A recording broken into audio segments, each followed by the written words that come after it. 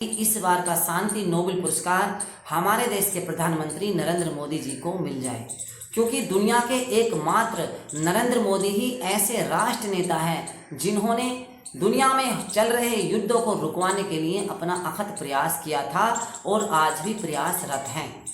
चाहे बात करें यूक्रेन और रूस युद्ध की, तो इस युद्ध के दौरान प्रधानमंत्री नरेंद्र मोदी इन दोनों देशों की यात्रा पे गए और दोनों ही देशों के राष्ट्रपति को समय समय पर फ़ोन कर ये कहते रहे हैं कि भाई इस युद्ध को रोक दिया जाए, बल्कि दुनिया के अन्य देश इस युद्ध में किसी न किसी देश के साथ खड़े हैं, चाहे वे यूक्रेन के साथ हों और चाहे वे रूस के साथ हों। वहीं बात करें यदि इजराइल और फ़लस्तीन की और इजराइल और ईरान की, तब भी हमारे देश के प्रधानमंत्री नरेंद्र मोदी ने इजराइल, ईरान और फ़लस्तीन से यही कहा कि इस युद्ध को तत्कालीन रोक देना चाहिए, क्योंकि युद्ध आज के टाइम में किसी भी समस्या का हल नहीं है।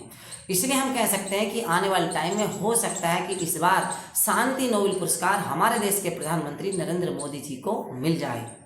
वहीं बात करें यदि डोनाल्ड ट्रंप की, तो डोनाल्ड ट्रंप इस बार का शांति नोबेल पुरस्कार पाने के लिए पूरी दुनिया में हाथ पैर पीट रहे हैं और दुनिया में बहुत झूठ बातें फैला रहे हैं। जैसे कि भारत और पाकिस्तान का जब ऑपरेशन सिंदूर चला, तो उस समय डोनाल्ड ट्रंप ने कह दिया कि इन दोनों देशों के बीच जो सीज फायर हुआ है वो मैंने कराया है। बल्कि भारत सरकार ने इस बात को लिखित में कहा कि पाकिस्तान और भारत के बीच में जो सीज फायर हुआ है उसमें अमेरिका का कोई भी हस्तक्षेप नहीं है, बल्कि पाकिस्तान और भारत के अधिकारियों ने आपस में फ़ोन पर बात की और इस युद्ध में सीज फायर करा दिया।